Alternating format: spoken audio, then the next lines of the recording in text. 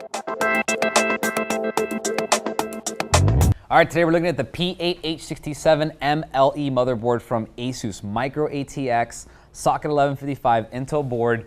Really interesting board because it's really small, but it's still actually pretty powerful. It's got a lot of good stuff. It's not going to be a gaming rig system, so gamers, this is not for you. But I'll tell you what, if you need lots of USB ports, this one's got 4 headers on the bottom. So that's 8 USB ports on top of the USB 3.0 and the ones that are already on the back, so it's really nice. So we do have some graphics ports back here to plug in external DVI, VGA, HDMI, onboard graphics, really cool. Up to 16 gigabytes of DDR3 can be loaded into here. As you can see, it's a Micro ATX motherboard. It does support the LGA 1155 socket, so your i3s, your i5s, your i7s, all your second gen core processors are going to work in here. Just make sure they're core. They're second gen and not 1156 or 1366. That will not work. This uses the H67 chipset, so it's going to be using, you can either use dedicated graphics or you can use the on-chip graphics, no problem. Up to 16 gigabytes of dual-channel DDR3 memory. It will support up to 1333 native, and it's got 2 DIMM slots, so just keep that in mind. If you did want to run 16 gigabytes, you'd have to get 8 gigabyte DIMMs to fit those in here.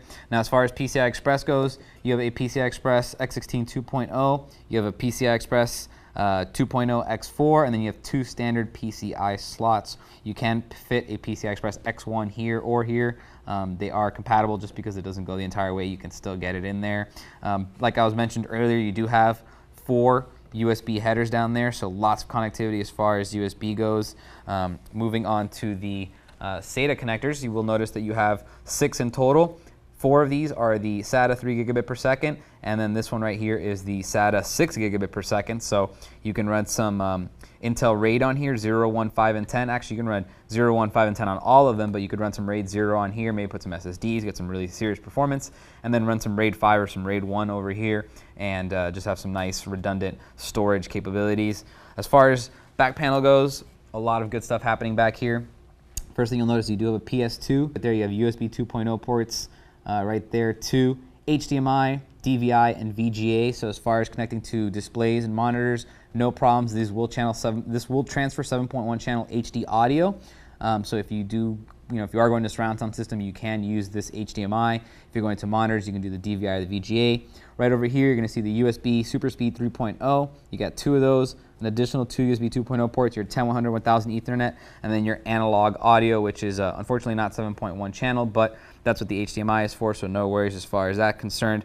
Now, another really cool thing to mention about this motherboard is that it does support a UEFI BIOS. So the BIOS does have a graphic interface. You can use your mouse if you want to change anything. You don't have to worry about actually, using F keys and stuff. Kind of realized, a lot of motherboard manufacturers realized, I guess, that people couldn't figure that out. They had no idea. They would see this screen with all these old letters on, and people are getting older, and younger kids don't know what to do in the BIOS. They kind of just get lost. And so they made a graphic, and now everyone knows what's up. So no more excuses for not knowing what to do, but that's basically it. It's a very useful, very capable motherboard. It's kind of bare minimum, but not really, because you can have 16 gigabytes of RAM, a super fast processor, and a super fast video card in this motherboard, and you're still gonna have, it's going to have very high performance, but there's not a lot of it. There's no SLI or PCI Express, so definitely not for gaming, but really good for a home system, for small systems, for media PCs. You can use this as an editing workstation if you wanted to keep it small. You can still have a very powerful processor, no problem. Just make sure you get good cooling. And that's basically it. It's really nice. It's actually the 3rd revision, so it supports the B3 stepping. If you have any questions on it, feel free to email me, and I'll see you guys next time. For more information on the ASUS P8H67-M LE motherboard, type in A455-3043 into any major search engine.